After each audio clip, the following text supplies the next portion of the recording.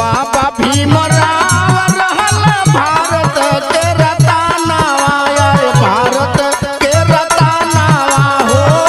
देवता बना के बहुजन, देवता बना के बहुजन करता पूजनवा है।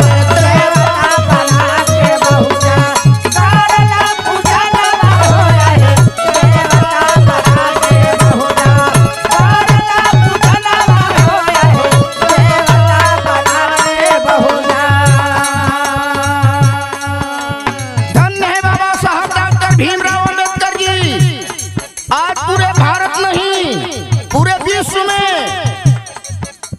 बाबा साहब के जितना डिग्री था उतना डिग्री वाले आज तक कोई नहीं मिला। इसलिए कोई उतना शिक्षा पाने वाला आज तक कोई पैदा